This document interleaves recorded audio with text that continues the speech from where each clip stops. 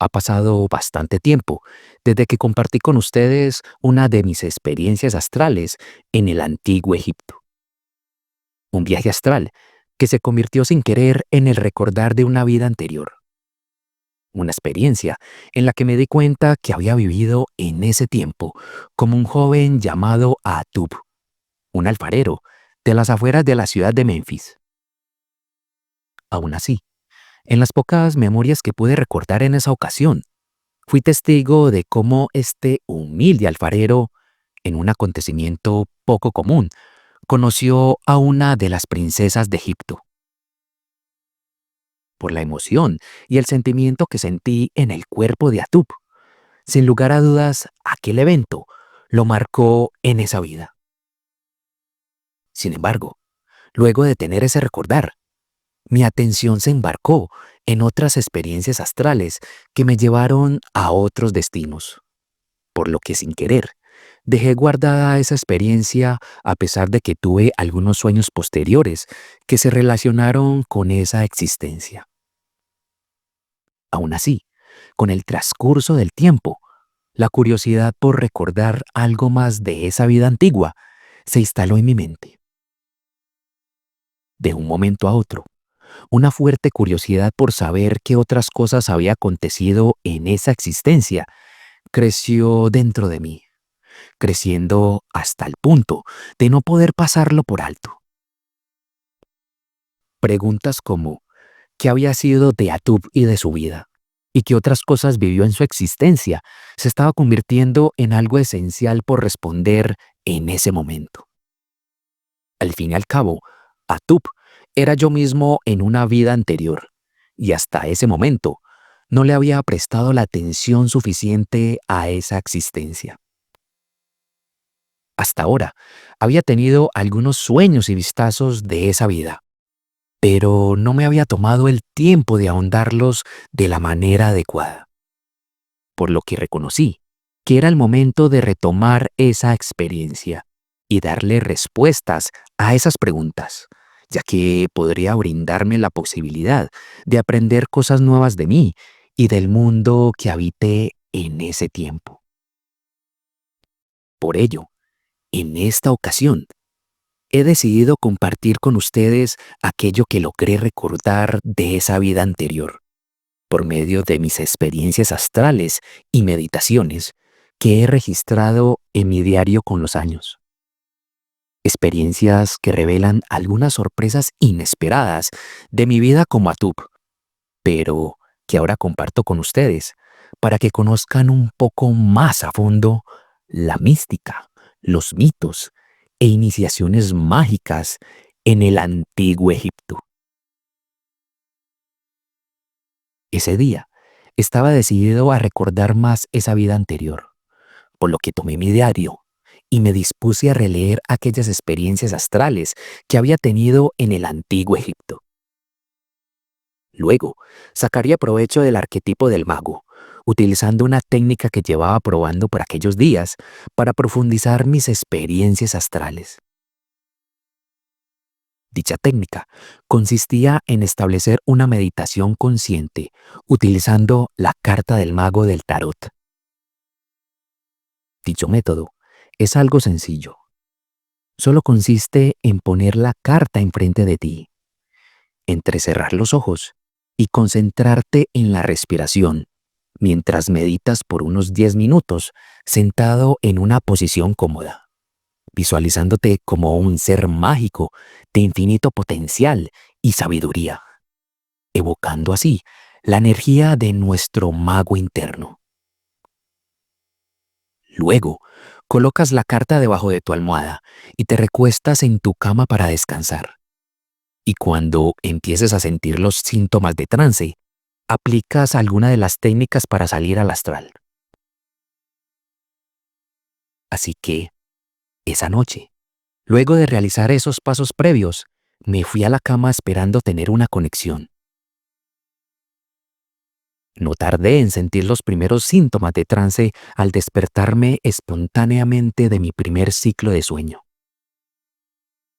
Luego, noté mi cuerpo vibrante, acompañado del habitual pitido constante que se percibía en mis oídos, por lo que, permaneciendo quieto, sin abrir mis ojos y en la misma posición en la cual había despertado, implementé de inmediato la técnica del giro para separarme de mi cuerpo. Inmediatamente, observé mi cuerpo recostado en mi cama, pero teniendo en cuenta el objetivo que me impulsaba, me dispuse a cerrar mis ojos astrales para implementar la técnica del teletransporte astral mientras visualizaba la época de mi destino. Me concentré todo lo que pude y luego de unos segundos abrí mis ojos. Para mi sorpresa, lo que vi me sumergió de inmediato en los acontecimientos. Aparecí dentro de lo que parecía ser un lugar muy rústico, rodeado por una serie de objetos cerámicos, observando las siluetas de unas personas que se dirigían a paso aligerado hacia la entrada. Por un momento pensé que había surgido en algún lugar indeterminado en el astral, por lo que intenté frotarme las manos para fijar mi cuerpo energético y tener mayor control. Pero, para mi sorpresa, no pude hacerlo. De hecho, noté que no parecía estar en mi cuerpo astral.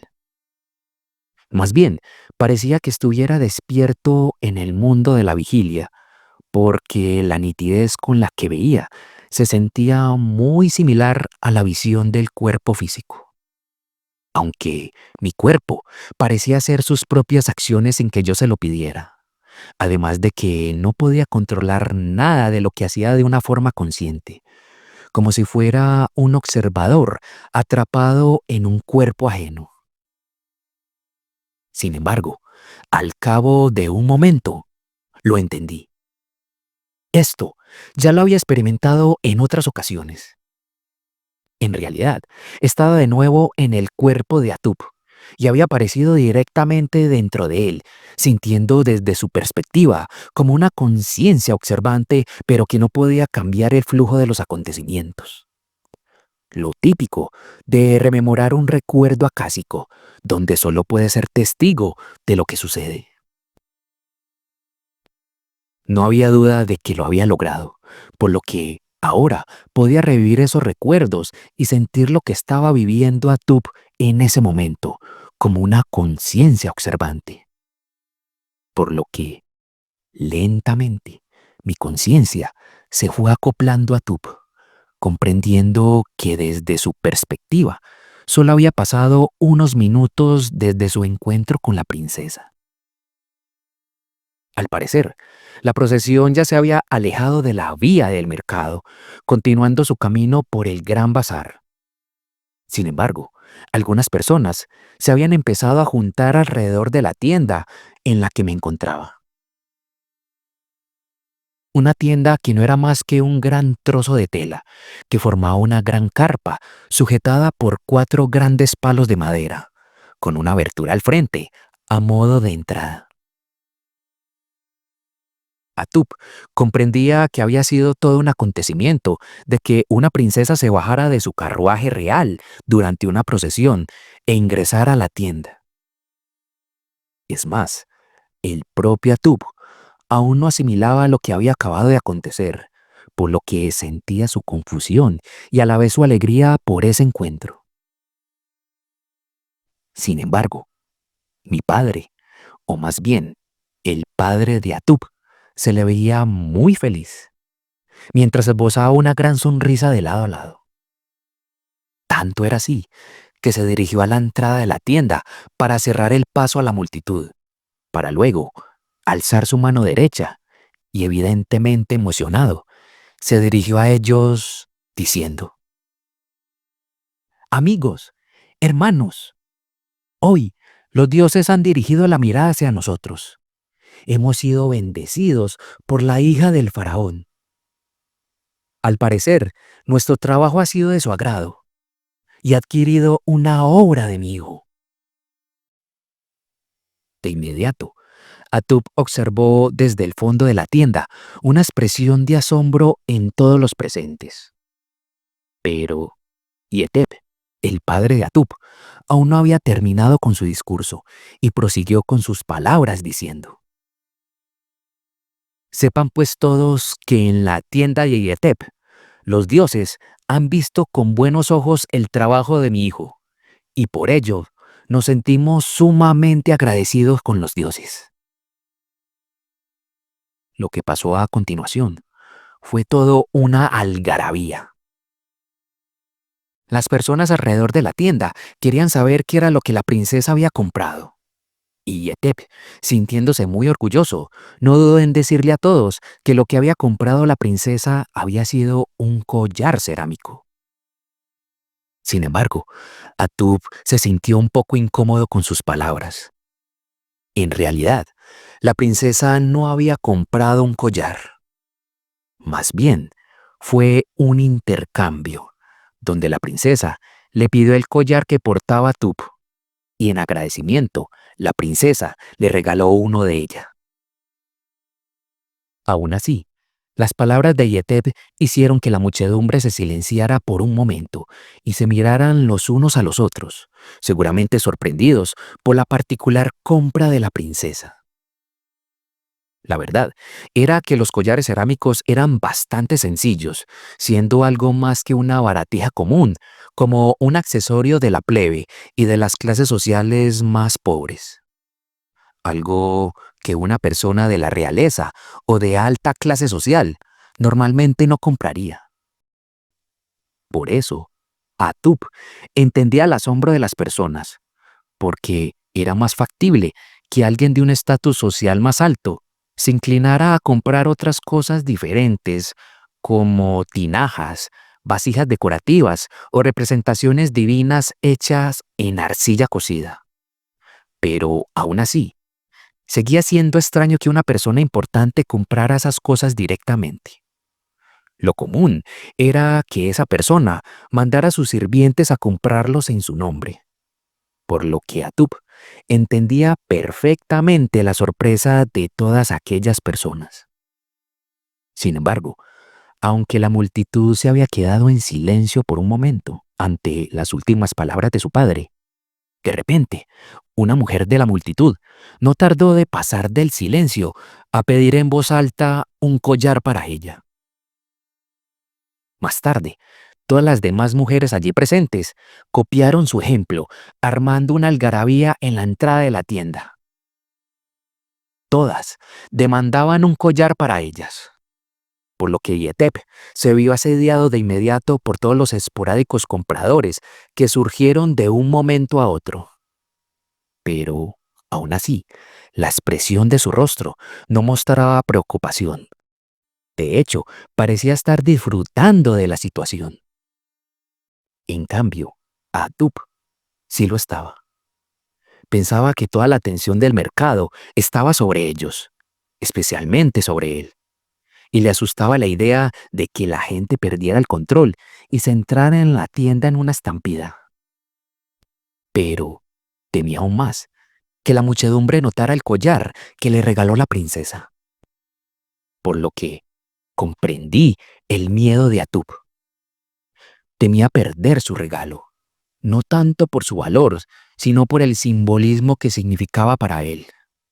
Un símbolo de apreciación y de bendición, pero por sobre todo, un símbolo tangible de que la princesa había fijado sus ojos en él, aunque fuera por solo unos instantes. Era más que evidente que Atup se había enamorado a primera vista de aquella princesa. Pero ahora, su padre Yetep bloqueaba la entrada de la tienda, por lo que la multitud no había tenido oportunidad de ver a Atup y su collar. Así que Atup, aprovechando el momento, decidió quitarse el llamativo collar, escondiéndolo entre sus ropas. Mientras que afuera de la tienda, la algarabía de las mujeres se le sumó la de los hombres, quienes también demandaron un collar para ellos. Acto seguido, Atup tomó todos los collares cerámicos dispersos en la tienda y se los llevó a su padre pensando que tal vez eso los calmaría. Sin embargo, la algarabía de los allí presentes aumentó. empujándose los unos a los otros y ofreciendo su dinero para hacerse con algún collar. Y en poco tiempo, todos los collares se vendieron, siendo insuficientes para satisfacer la demanda de todas aquellas personas. Por lo que aquellas que no alcanzaron a comprar uno, de inmediato, mostraron su descontento. Esta vez, Atub vio cómo la felicidad que tenía ante su padre en su rostro se convirtió en nerviosismo. Pero aún así, Yeteb no perdió su compostura y se dirigió a la gente de nuevo, diciendo: «Amigos, escuchadme. Por ahora ya no tenemos más collares, pero prometemos elaborar más en los próximos días para todos aquellos que no pudieron conseguir uno». Pero las personas no quedaron muy contentas con sus palabras, por lo que parecía que el caos estaba por desatarse. Vinieron los forcejeos y algunas personas intentaron hacerse con los collares de los demás. Pero Atub, viendo que las cosas podrían salirse de control, se armó de valor, acercándose a la entrada de la tienda para luego dirigirse a la multitud, diciendo: «Escuchad, amigos, escuchad. Un poco de paciencia, por favor. Escuchen lo que dijo mi padre. Desde esta misma noche y toda esta semana me comprometo a hacer más collares para ustedes. Pero, por ahora, comprendan que los que teníamos ya se han agotado. Mañana, después del sol de mediodía, tendré unos cuantos listos, así que no se preocupen». Por un momento, la muchedumbre se calmó, pero lo único que consiguió Atub fue que todos los presentes dirigieran su atención hacia él. De inmediato, una lluvia de preguntas se tomó el lugar. «Oye, Atub, ¿qué te dijo la princesa? Atub, ¿qué otra cosa compró? ¿Cómo hiciste para que la princesa entrara en tu tienda? Atub, ¿qué rezo utilizaste? Bendice mi tienda también. Enséñanos cómo lo hiciste. Atub, que Dios te ayudó. Atub, Atub, Atub». Al parecer, mi yo de ese tiempo había llamado demasiado la atención y su intento para calmar la multitud no había sido la mejor idea. En ese momento, Yeteb me miró y susurró a mi oído, diciendo: «Hijo, creo que es mejor que corras». Tenía razón. Esas personas se arremolinaban sobre Atub y no lo dejarían hasta saciar su curiosidad. Sin embargo, Atub no quería dejar a su padre solo. Y él, intuyendo lo que estaba pensando, le habló de nuevo, diciendo: «Hijo, no te preocupes por mí. Solo corre. Yo me encargo de esto». Atub dudó, pero su padre tenía razón. Si se alejaba de allí, tal vez la gente se dispersaría. Por lo que, aprovechando una pequeña abertura entre las personas, Atub corrió alejándose del lugar. Sin embargo, aquella muchedumbre no lo dejaría ir tan fácilmente, porque la mayoría de las personas corrió detrás de él. Por mi parte, pude sentir cómo la adrenalina se apoderó de este alfarero, sintiendo cómo corría Atub como nunca lo había hecho antes, corriendo por las calles del bazar del mercado para luego dirigirse a una de las callecillas del barrio viejo, intentando alejarse del lugar. Pero, por alguna razón, en ese momento, mi conciencia se desprendió abruptamente de Atub, observando cómo él se alejaba entre las calles y yo me elevaba por los aires. En ese momento, no sé por qué me desprendí de Atub, pero ello hizo que viera la situación desde otra perspectiva, dándome cuenta que la muchedumbre prontamente se cansó de seguirlo y se fue dispersando por las calles. Ello hizo que respirara aliviado, porque la verdad, no me hubiera gustado ver que algo le pasara a mi yo de ese tiempo. Sin embargo, mis pensamientos fueron breves, porque mi cuerpo astral se fue elevando más y más, alejándose cada vez más del terreno. Luego, todo se puso blanco, y por un momento creí que este viaje estaba pronto a su final. Pero, en vez de ello, una voz surgió pronunciando mi nombre. Camilo, Camilo. Luego la voz dijo: debes observar más adelante el flujo de acontecimientos.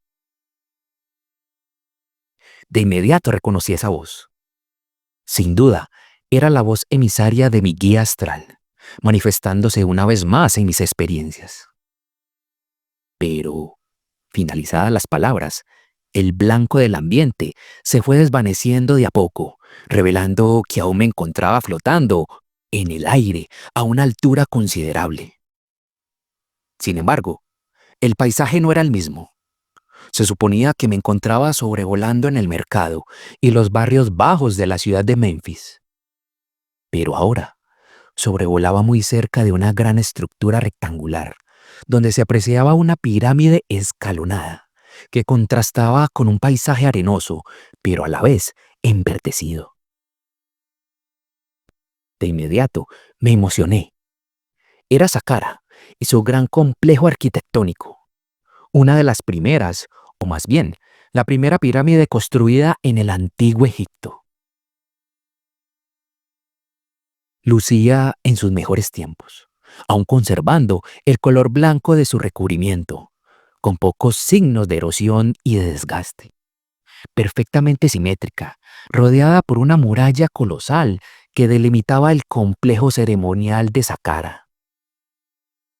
De hecho, recordé de inmediato que precisamente lo que me motivó a visitar Egipto en mi anterior viaje astral fue precisamente porque quería conocer Saqqara. Ahora me encontraba flotando muy cerca del lugar, apreciando su belleza, por lo que sin pensarlo dos veces me dirigí a ella con toda la intención de explorarla. Sin embargo, mi guía de inmediato me detuvo, diciendo: no te he traído para eso. Tu verdadera revelación se encuentra ahora caminando en el desierto, a tu derecha y debajo de ti. Por lo que, confiando nuevamente en mi guía y haciendo caso a su llamado de atención, me detuve y dirigí mi mirada a donde se me indicó. No tardé en observar lo que parecía ser una caravana, dirigiéndose al complejo de Saqqara. De hecho, no estaba tan lejos de este. Diría que a poco más de 1 kilómetro de distancia. Luego, mi guía me habló de nuevo diciendo: observa. Allá abajo, en la caravana, se encuentra Atub, y lo que está por vivir es lo que deberías recordar. Al parecer, mi guía no solo me desplazó en el espacio, sino también en el flujo del tiempo, llevándome a lo que parecía ser un recuerdo más adelantado en la vida de Atub. Sin duda, esto debía ser importante, porque si mi guía se había tomado el trabajo de traerme hasta ese momento y lugar en específico, era por algo. Por lo que me dirigí hacia la caravana para descubrir lo que mi guía me quería mostrar. Y antes de que pudiera notarlo, ya no estaba volando en el cielo, sino que caminaba sobre el desierto, acompañado por un grupo de personas que no reconocí en un primer momento. Por lo que, una vez más, lo que experimenté a continuación fue el flujo de recuerdos de Atub desde su propia perspectiva. Al parecer, el humilde alfarero estaba absorto por lo que estaba viendo y viviendo. Aunque Saqqara no estaba muy lejos de Memphis, la capital de Egipto en ese tiempo, a los plebeyos como él no era muy común que se le permitiera acercarse. Y eso lo sé porque Atub me estaba transmitiendo ese sentir. Él, o más bien, mi yo de esa vida, sabía que todo ese lugar era tierra sagrada, exclusivo solo para la realeza y las castas sacerdotales, ya que Saqqara era tanto una necrópolis de la realeza como un lugar de veneración. De hecho, gracias a las memorias de Atub, aprendí que ese lugar no se llamaba en realidad Saqqara. Ese es solo el nombre con el cual la sociedad moderna se refiere a este lugar.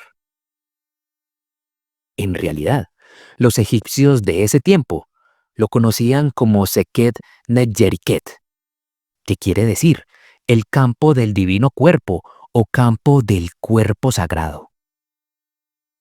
Por ello, al ser un lugar tan importante, una gran muralla delimitaba todo el perímetro de este complejo sagrado, lo cual Atub calculó que podía tener una altura más alta que la medida de 4 hombres juntos. De hecho, Atub observaba la pirámide escalonada con asombro, siendo ello lo que más llamaba su atención, resplandeciendo con un color blanco que destacaba junto a las murallas, que se extendían por cientos de metros, las cuales también resplandecían por su blancura en aquel paisaje egipcio. Todo ello hacía que Atub, al solo ver aquello, sintiera que allí habitaran los mismos dioses, por lo que el solo hecho de estar a su alrededor ya era todo un honor. Sin embargo, su contemplación no duró mucho, porque su atención se interrumpió en el momento en que alguien habló. Atub no estaba solo, estaba acompañado por varias personas. Era un grupo numeroso, pero la voz que escuchó Atub fue la de alguien que estaba más adelante de él, proveniente de las personas que encabezaban el grupo. El hombre en cuestión lucía diferente a los demás, con ropas más finas y acabadas, portando un báculo dorado en su mano derecha, acompañado por otros más que lucían prendas muy similares. Detrás de ellos se encontraba Atub junto a otros hombres jóvenes, pero en comparación a los primeros, estos portaban vestimentas más humildes. A su vez, detrás de Atub lo seguían algunas mujeres, como también hombres con apariencias de soldados y animales que llevaban en sus lomos algunos artículos de viaje. Pero, al momento en que el hombre del báculo habló, todos se detuvieron, procediendo a buscar un lugar donde sentarse y descansar. Al parecer, el hombre ordenó a todos los presentes acampar donde se habían detenido, por lo que Atub se sentó en el suelo arenoso y descargó un pequeño bolso de viaje que llevaba. Luego, lo abrió y sacó una especie de pan sin levadura, acompañado de un pequeño recipiente cerámico que contenía una sustancia como la miel. Acto seguido, Atub comió y tomó un poco de agua de una vejiga de cabra que llevaba consigo. Seguramente, él era el único que había traído tan pocas cosas consigo, mientras que los demás estaban mejor equipados, lo que revelaba que los demás poseían un estatus social más alto que él. Aún así, ello no le importaba a Atub, porque se tumbó en la arena para descansar, cerrando sus ojos. De inmediato, todo se puso oscuro, y por un momento creí de nuevo que esta experiencia llegaba a su fin. Pero lo que vi a continuación fue a un hombre sacudiéndome, diciendo que me despertara. Parecía que era el amanecer de un nuevo día, y Atub, aún somnoliento, se levantó rápidamente.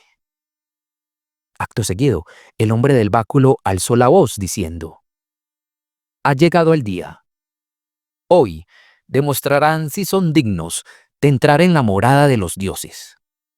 Pero primero deben estar limpios para ello».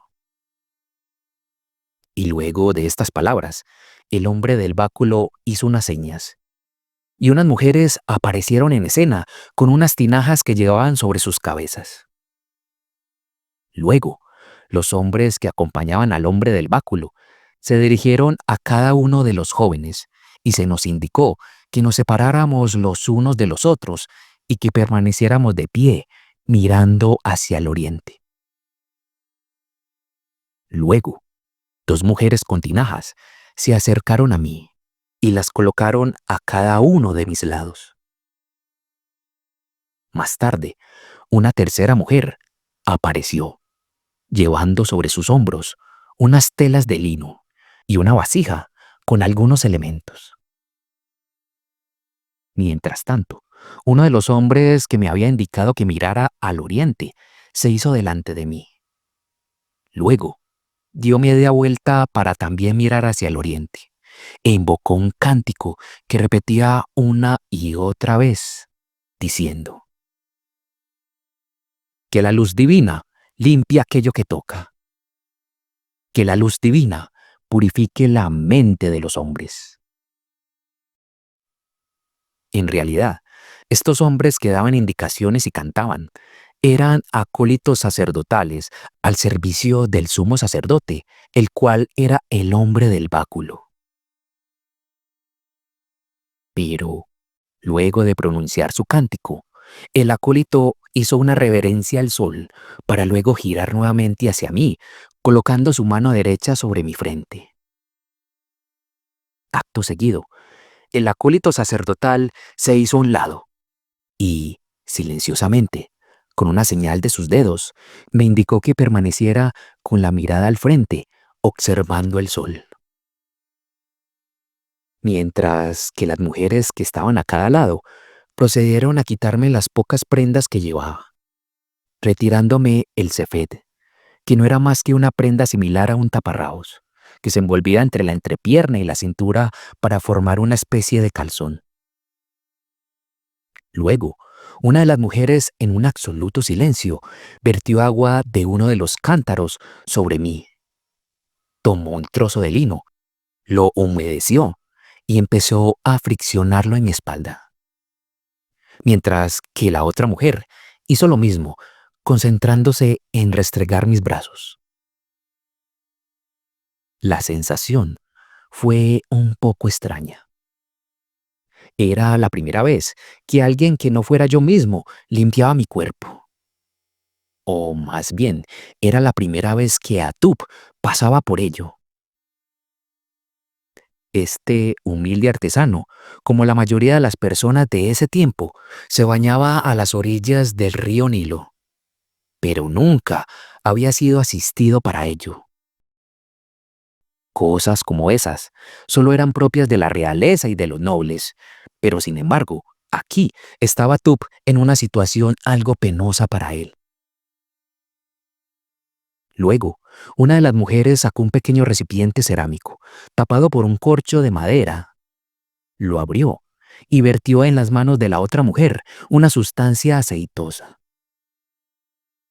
Luego, de una pequeña bolsa que llevaba en su cintura, sacó un polvillo gris, similar a la ceniza, y repitió el procedimiento. Acto seguido, la otra mujer mezcla con sus manos la ceniza y el aceite, formando una especie de pasta espumosa, y lo esparce por todo mi cuerpo. Pero el acólito, al ver que estaba un poco distraído por la pena, me hace un silbido y por medio de una seña me indica que siga mirando al frente. El baño continuó. Se me vertió nuevamente agua para enjuagarme, para luego secarme por medio de fibras de lino. Después, el acólito se ubicó frente de mí, sosteniendo un palillo largo y fino en su mano izquierda y una concha en su otra mano, con una sustancia negra y aceitosa. Me miró directo a los ojos e introdujo el palillo en la sustancia para luego utilizar dicho palillo como un pincel alrededor de mis ojos. Aquella sustancia en cuestión era un medmet, un cosmético muy popular en el reino. Atut mismo había elaborado alguno de estos para algunas ocasiones especiales. De hecho, era muy fácil de hacer. Solo era mezclar un poco de aceite de palma con hollín o carbón vegetal. Pero, sin duda, la calidad de este mehmet era diferente. Su apariencia no era negro del todo, porque poseía un toque verdoso y metálico, lo que indicaba que estaba elaborado con otros ingredientes más costosos como la crisocola y el galeno, lo que revelaba que no era un cosmético cualquiera, ya que era el mismo que utilizaban los sacerdotes y sacerdotisas en los ritos y las procesiones. Por ello, en ese momento, Atub lo entendió. El que le maquillaran los ojos con ello era una bendición. El uso de este tipo de mehmet entre los sacerdotes no solo era algo estético. En la mística egipcia era un símbolo de protección divina, más específicamente del dios Horus, por lo que para Atub, que depositaba su devoción a este mismo dios, ese pequeño acto simbólico estremeció su corazón. Pero se estremeció aún más cuando el acólito se dirigió a él con las siguientes palabras, diciendo: que la gracia de Horus te dé discernimiento, en verdad y resurrección. Luego se retiró haciéndose a un lado para nuevo continuar con sus cánticos, mientras que las mujeres volvieron a la escena esparciendo sobre mi cuerpo un aceite aromático, haciendo que el ambiente se impregnara de una mezcla de olores florales que en un primer momento no pude reconocer, pero que Atub sí había olido antes. El aroma en cuestión era el aroma del loto azul, una de las flores más sagradas y apreciadas en el antiguo Egipto, que crece en las riberas y en pantanos adyacentes del delta del Nilo. Pero luego de las esencias, las mujeres procedieron a envolverme la entrepierna y mi cintura con una tela de lino suave, haciéndome un nuevo sefet. Acto seguido, complementan la prenda vistiéndome con un sedif, la cual se podría decir que se asemeja a una falda corta, siendo ajustado a la altura de la cintura. Luego, para finalizar la vestimenta, se me envuelve la cabeza con un trozo de lino blanco, formando un pequeño turbante con una cintilla de cuero de adorno. Instantes después, el acólito se acercó nuevamente, mirándome de arriba abajo, para luego pedirme que me arrodillara. Luego, el sumo sacerdote aparece cerca de mí, caminando con su báculo dorado. Se detiene enfrente y eleva su báculo al cielo, impone su mano izquierda en mi cabeza y pronuncia las siguientes palabras: un nuevo aspirante se ha presentado a la luz del amanecer, y si ha de ser su destino, que el Padre le muestre el camino. Si no ha de ser digno, que el desierto retorne sus pasos. Luego, el sacerdote me ordena que me levante y se retira, para luego darme cuenta que repite el mismo rito con los otros aspirantes que también estaban limpiando. Para este punto de la experiencia, ya no se sentía mi conciencia como algo dividido entre mi yo actual y la de ese tiempo. De ahí en adelante, solo me sentí como Atub, por lo que dejaré de tercerizarlo y hablaré de ahora en adelante en primera persona como sentí los acontecimientos de esa vida. El nerviosismo y la gracia inundaban mi cuerpo. Toda esta oportunidad se había originado por la bendición de la princesa y de su intersección. Y ahora estaba a las puertas de un territorio sagrado, próximo a presentar una prueba de iniciación. Algo que nunca habría imaginado en mi vida de alfarero. Pero no tuve mucho tiempo para saborear más esa gracia, porque a todos los aspirantes se nos guió de nuevo al campamento donde habíamos pasado la noche. Pero esta vez se nos dirigió a un yenut, o gran carpa, como se llamaban estas carpas en ese tiempo, que no era más que una tienda de viaje temporal, comúnmente elaborada de palos de caña, telas de lino y pieles de animales.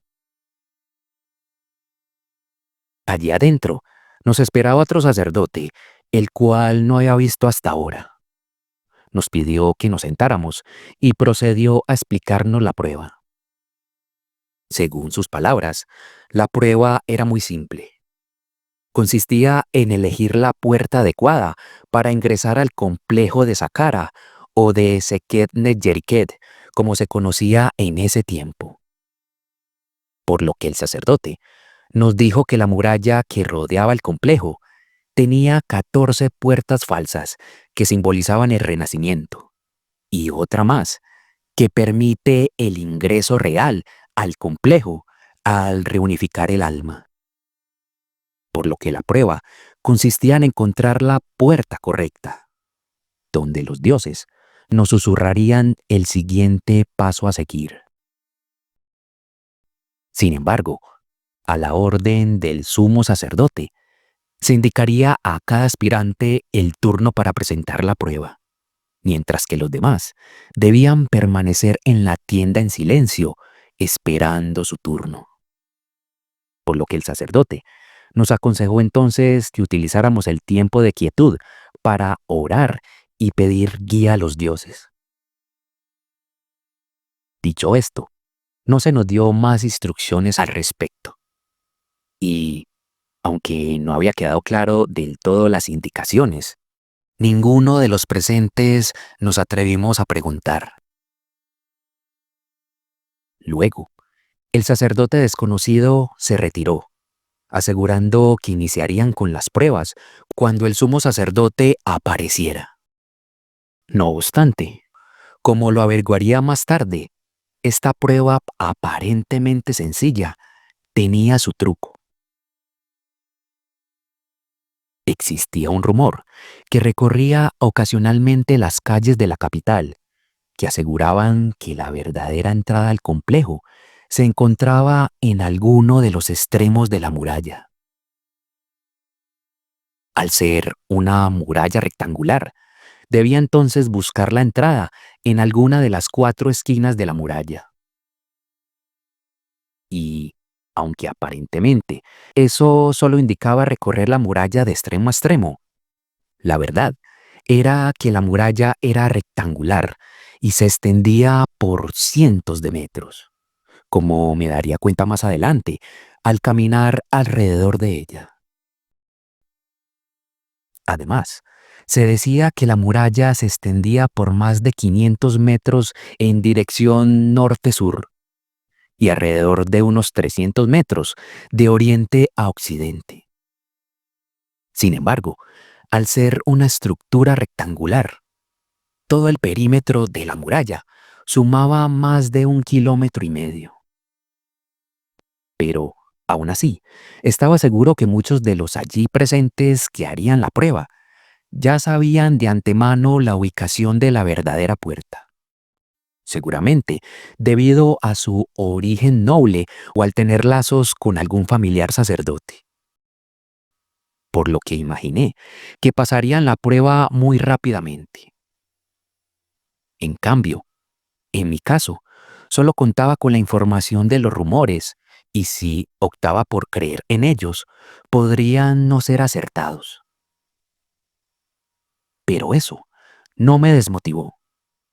Así que, al retirarse el sacerdote, permanecí sentado en el suelo arenoso, recitando mis propias plegarias, como muchos de los aspirantes, mientras que otros solo permanecieron quietos en silencio. Mientras tanto, las horas siguieron pasando, y en el Yanut, el hambre se hacía presente y el calor se hacía cada vez más sofocante.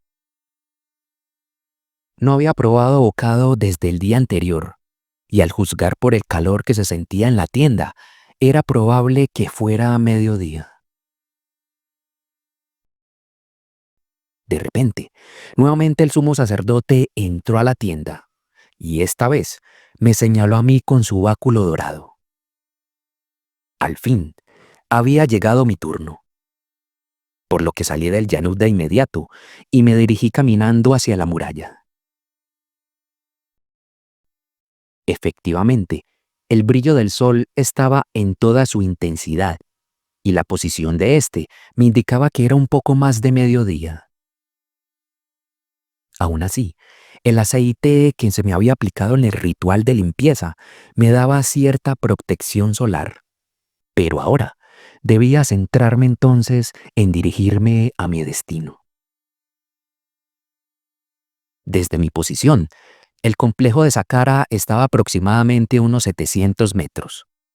Aún así, como lo había decidido desde antes, opté por dirigirme a uno de los vértices de la muralla, caminando hacia la esquina izquierda.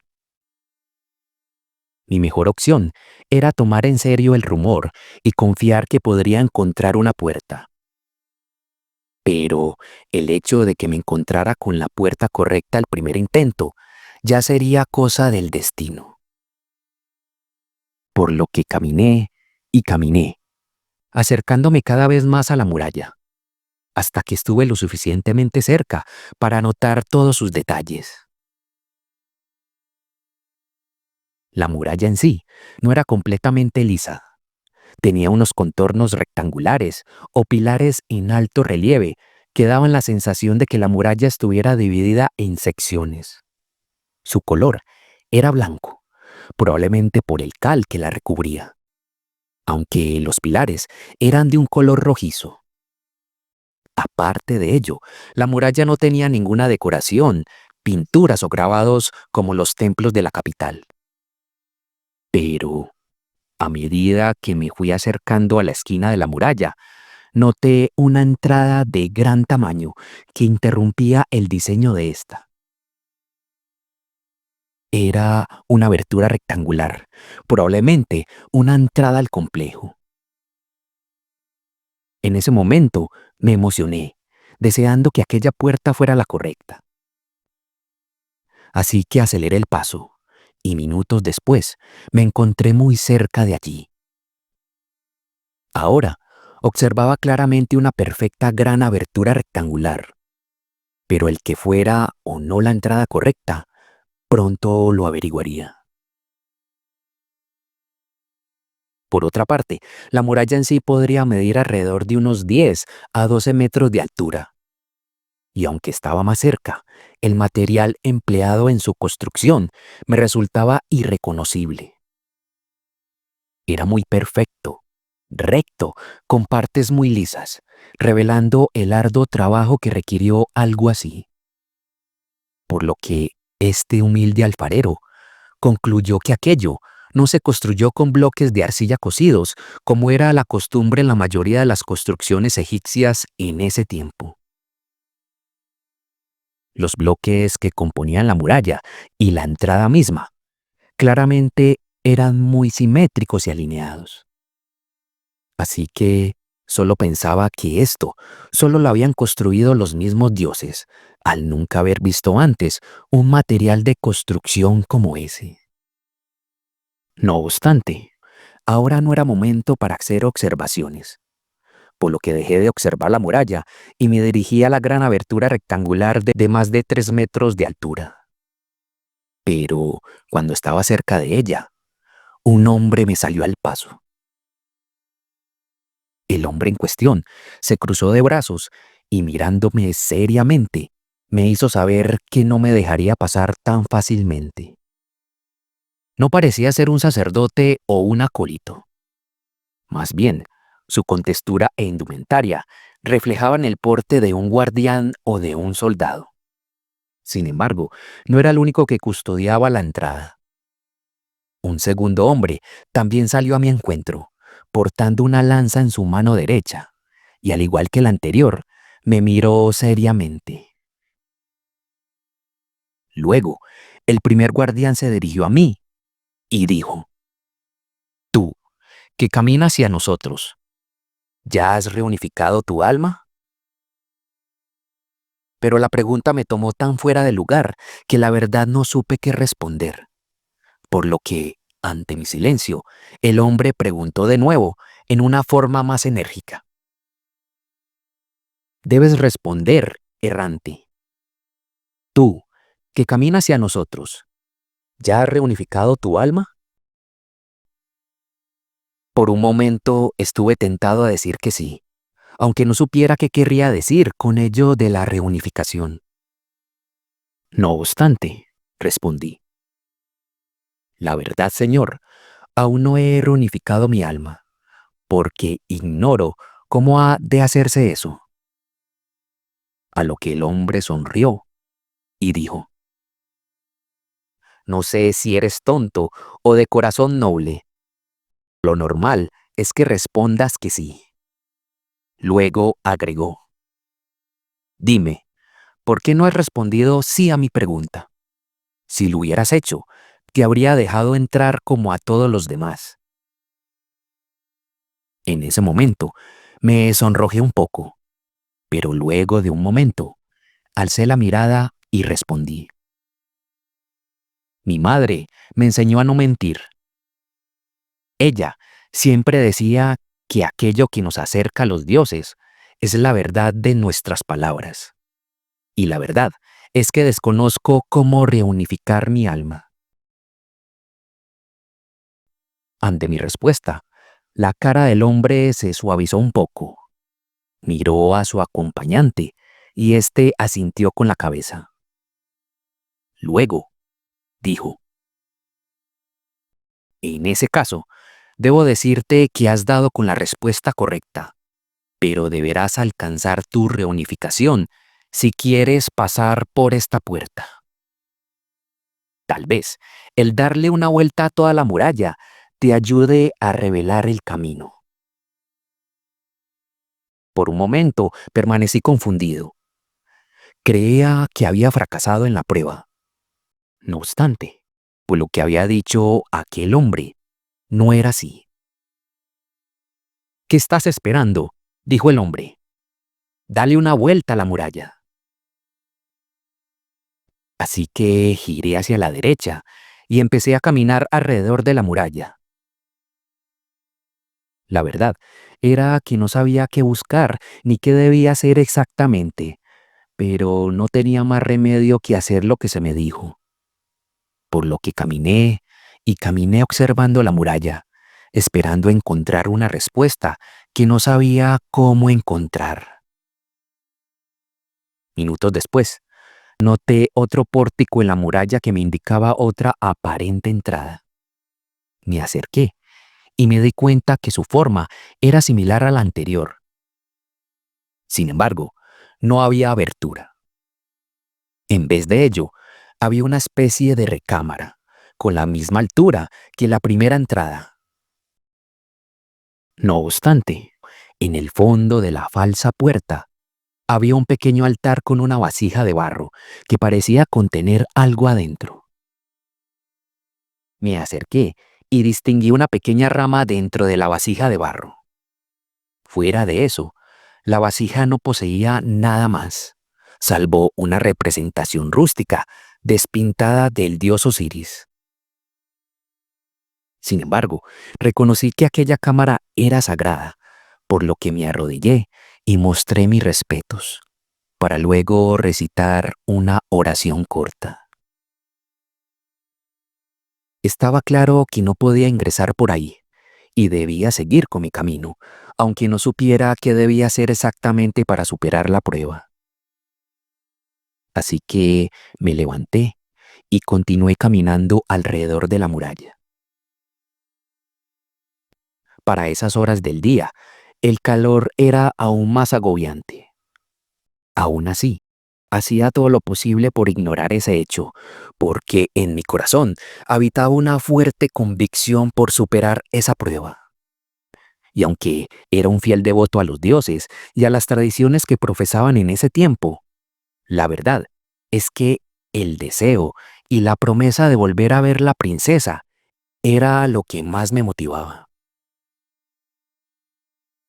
En cierto modo, la princesa era una diosa viviente, tangible y generosa, que había deslumbrado mi corazón desde el día que pasó por la tienda de mi padre. Y gracias a ello, me encontraba aquí ahora, por lo que superar la prueba solo era el medio para volver a verla. Realmente, convertirme en un iniciado era algo secundario. Así que soportaría el sol agobiante del desierto, el hambre de no probar bocado desde el día anterior y el tener que caminar alrededor de la muralla si eso me revelaba la forma de superar la prueba y verla de nuevo. Así que seguí caminando y aunque paso lento pero constante, llegué hasta la tercera puerta. Era idéntica a la anterior, otra falsa puerta que conducía a una recámara, donde había un altar similar al que había visto antes, con una vasija de barro con grabados de Osiris. Pero, esta vez, la vasija contenía dos pequeñas ramas en su interior. No obstante, me arrodillé y presenté mis respetos. Aún así, seguía desconociendo lo que debía hacer. Me preguntaba constantemente cómo se supone que reunificaría mi alma y de qué forma el recorrer la muralla me ayudaría en ello. Sin embargo, aunque inquieto por desconocer la respuesta, no me dejaría llevar por la desesperación, por lo que me senté por un momento a descansar en la sombra de la recámara para luego continuar con mi camino. Fue en ese instante en que noté no muy lejos de allí un arbusto de tamarisco. Lo que me llamó la atención no fue el hecho de ver aquel arbusto, sino más bien su ubicación. Parecía estar ubicado al frente de la falsa puerta, a unos 15 metros. Pero, pensando que aquello solo era una coincidencia, no indagué más y seguí con mi camino. Sin embargo, no tardé mucho en encontrar otra puerta más. Esta vez, no estaba tan lejos de la anterior. Nuevamente, me di cuenta que había otro árbol de tamarisco ubicado al frente de la falsa puerta, por lo que aquel hecho ya no parecía algo casual. De hecho, parecía que había sido sembrado a propósito. Aún así, entré a la falsa puerta, encontrando otra recámara y un altar similar a los anteriores. La única diferencia era que en la vasija de ofrendas había tres pequeñas ramas, lo que ello despertó mi curiosidad. En la primera falsa puerta, la vasija que había visto contenía una rama. Luego, en la segunda puerta, la vasija de allí contenía dos ramas. Y ahora, al llegar a la tercera, su vasija tenía tres ramas. Ello no podía ser una coincidencia. Tal vez podría indicar algo. Conjeturé entonces que era probable que en la cuarta puerta falsa encontraría otra vasija con cuatro ramas. Y de ser así, ello indicaría que por cada puerta habría una rama más que en la anterior. Pero debía ir a la cuarta puerta para asegurarme de ello. Así que, luego de arrodillarme en la recámara y recitar una pequeña oración, me dirigí a la siguiente puerta. Efectivamente, aquí encontré un nuevo altar con una vasija que contenía cuatro ramas. Y nuevamente, a una decena de metros, otro arbusto de tamarisco enfrente de la puerta. Ello me confirmó sin dudas que había un patrón, siendo todo esto algo deliberado. La pregunta ahora era comprender por qué se sembrarían estos arbustos de tamarisco al frente de las puertas. Sin embargo, La intuición hizo que me acercara de nuevo a la vasija de ofrendas para observar mejor las 4 ramas, descubriendo algo revelador que no había notado hasta ahora. Aquellas ramas de la vasija eran también ramas de tamarisco. No me atreví a tocarlas, porque como egipcio creía que el tomar las ofrendas de un sitio sagrado implicaba un irrespeto a los dioses. Aún así, no me impidió observar lo suficiente para darme cuenta de que eran ramas de tamarisco. La verdad, era algo inusual ver una ofrenda de ramas de este arbusto en un sitio sagrado. De hecho, nunca en mi vida había visto una ofrenda como esa. No obstante, fue en ese momento cuando recordé un viejo mito sobre Osiris y el árbol de tamarisco. Uno de los tantos mitos que me contó mi madre cuando estaba más pequeño y que me aportó algunas pistas para esta prueba. En el mito, se dice que Set le regaló a su hermano Osiris un sarcófago como ninguno que se hubiera visto antes en Egipto.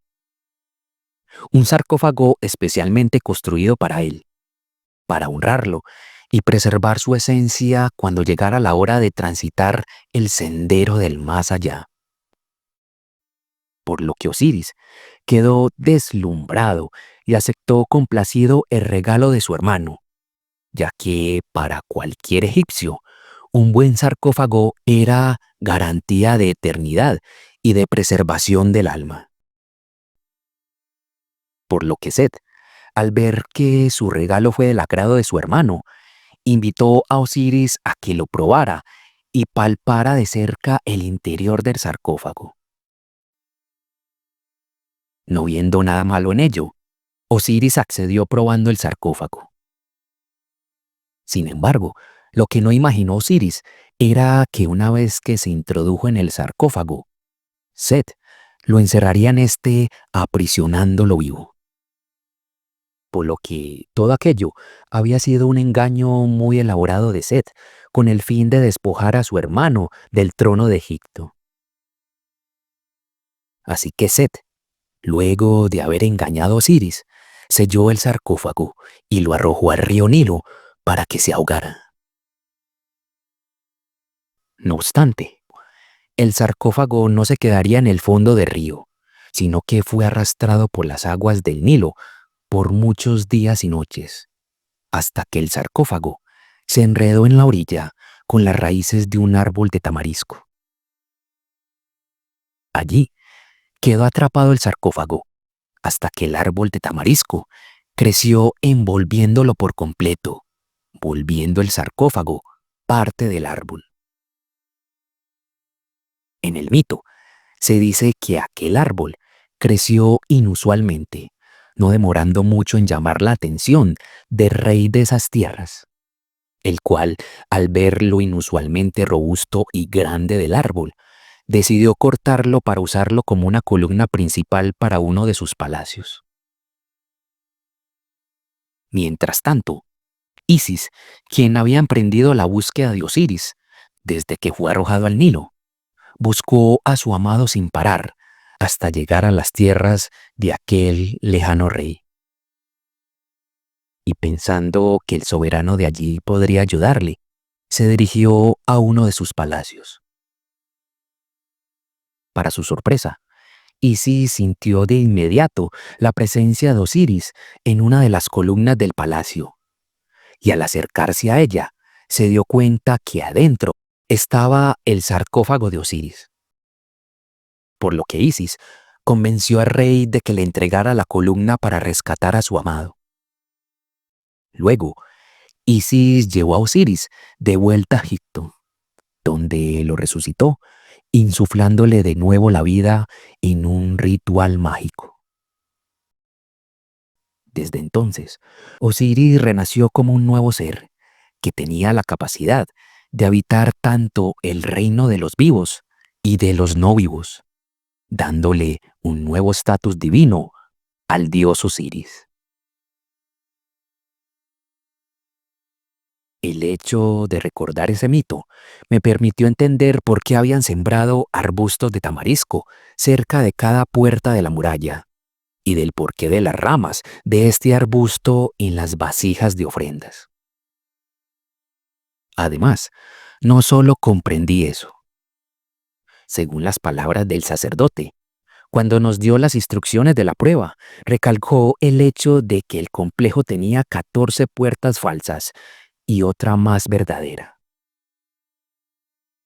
Aquello no solo era entonces un capricho arquitectónico de quien construyó el lugar, sino un simbolismo que solo entendería alguien que tuviera la capacidad de mirar más allá. Un simbolismo que había pasado por alto hasta ahora y que nuevamente se relacionaba con otro de los mitos de la resurrección de Osiris. En este mito, que muchas veces se le consideraba como la continuación del mito anterior, se decía que Isis llevó a Osiris a Egipto y lo escondió en un pantano mientras encontraba la manera de resucitarlo. Sin embargo, Set se dio cuenta de ello y, furioso por no haberse deshecho de su hermano, desmembró el cuerpo de Osiris en 14 partes y lo dispersó por todo Egipto para que nunca fuera encontrado. Aún así, Isis no se dio por vencida y buscó la ayuda de la diosa Nectis para que le ayudara a reunir las 14 partes de Osiris. Ambas lograron reunir casi todas las partes, a excepción de una, la cual era el falo de Osiris. No obstante, Isis con su magia le creó uno nuevo y con la ayuda del dios Anubis le devolvieron la vida a Osiris. Por ello, al recordar esta otra parte del mito, no había duda de que las 14 puertas falsas era un simbolismo que representaba las 14 partes de Osiris, y la muralla del complejo era una alegoría a la resurrección de Osiris y su reunificación. Por lo que la prueba ahora tenía mayor sentido. El caminar alrededor de la muralla era la escenificación de la búsqueda de Isis para lograr la resurrección de Osiris. Pero el caminante también encarnaba a Osiris, y ello lo supe debido a la pregunta que me hizo el guardián en la puerta verdadera. Esa que me quedó resonando en la cabeza y no pude entender en su momento. Dime, ¿has reunificado tu alma? Todo parecía indicar que aquella pregunta también fue simbólica, lo que probablemente indicaba que la respuesta también lo sería. Tal vez, pero sin tener aún la certeza, la prueba consistía en reunir las 14 partes de Osiris, siendo las ramas de tamarisco la representación de esas partes. De ser así, debía devolverme a la primera puerta falsa y recoger las ramas de tamarisco que había visto hasta ahora en las vasijas de ofrendas. Sin embargo, aunque esa fuera la respuesta, eso planteaba un dilema. Tomar una ofrenda de un sitio sagrado era muy mal visto, además de que según las tradiciones, podría desencadenar la ira de los dioses. Entonces, si no podía recoger las ramas, ¿qué debía hacer? Fue cuando se me ocurrió que podía tomar una rama de cada arbusto de tamarisco, sin tener que tomarla de la vasija de ofrendas. Tal vez ese era otro de los motivos por el cual había un árbol de estos sembrado cerca de las puertas. No lo sabía con certeza, pero dejé que la intuición me guiara. Así que me acerqué al arbusto de tamarisco cercano a la tercera puerta falsa y arranqué una pequeñísima rama. Aún así, Sentía que debía retroceder mis pasos y regresar a las otras dos puertas falsas que había encontrado, porque sentí que era indebido tomar las 3 ramas o las 14 ramas de una vez del mismo arbusto. La intuición me decía que tenía que honrar el mito y tomar una rama de cada arbusto de tamarisco de cada una de las puertas. Así que me encaminé a hacerlo. Aunque el calor era agobiante, con un hambre que afligía mis fuerzas, caminé de regreso para recolectar las otras ramitas en las anteriores puertas y luego retomé el camino de nuevo a la tercera puerta para seguir con el recorrido de la muralla y encontrarme con las demás puertas faltantes. Fue así como yo, o más bien Atub, mi yo de una vida anterior, recorrimos toda la muralla de todo el complejo de Saqqara, mostrando respeto en cada una de las recámaras de las puertas falsas, recolectando pequeñas ramitas de tamarisco de los árboles cercanos a las puertas, creyendo que de esa forma superaría entonces la prueba. Sin embargo, al llegar a la última puerta falsa, me di cuenta de inmediato de que en la recámara no había una vasija con ofrendas. Se suponía que encontraría la última vasija con las 14 ramitas en la 14ª puerta. Pero la verdad fue que no encontré nada allí. Ello me preocupó. ¿Acaso me habría equivocado? Pero nuevamente la intuición y el conocimiento de los mitos antiguos que poseían esa vida vino a mi rescate. En el mito de Osiris se decía que su última parte, el falo, no fue encontrado por Isis. Y por esa razón, si el simbolismo de las puertas era fiel al mito, no habría nada en esta última recámara. Esta suposición cobró fuerza al darme cuenta que tampoco había un árbol de tamarisco cerca de esa puerta. Así que las 13 ramitas que tenía en mis manos debían bastar y tendría que acercarme a la verdadera puerta para comprobar si todo lo que hice era lo correcto. Poco después, había completado la vuelta a toda la muralla y me encontraba de nuevo enfrente de la verdadera puerta, donde los 2 hombres que la custodiaban parecían esperarme. Lentamente y algo nervioso, me paré frente a uno de los guardianes, mientras que él me miró de arriba abajo, centrando su mirada en las ramitas que sujetaba en mi mano izquierda. Luego me miró a los ojos y dijo: «Al parecer, has completado la vuelta. Ahora, dime, caminante, ¿has reunificado tu alma?». El momento había llegado. Ya no había marcha atrás. Y yo, creyendo que tenía la respuesta, estiré mi mano izquierda al frente, presentando las ramitas de tamarisco que había recolectado. Para mi sorpresa, el guardián las recibió, las observó minuciosamente, las contó y luego de examinarlas, dijo: «Muy bien, aquí veo 13 partes de tu alma, pero no veo la última. Así que dime, ¿dónde está esa parte?». Aquellas palabras me dejó sin habla. Por un lado, parece que sí estaba en lo correcto con el simbolismo del tamarisco y el mito de Osiris. Pero, por otra parte, no sabía a ciencia cierta cuál era la última parte que debía presentar. ¿Qué se supone que debía decirle al guardián? Sabía que lo que dijera ahora definiría si en verdad pasaría o no la prueba. Pero no estaba seguro de lo que debía decir. Así que el guardián frunció un poco el ceño, como si esperara mi respuesta. Y luego dijo: Ya me has escuchado. Dime, caminante, ¿dónde está la última parte de tu alma?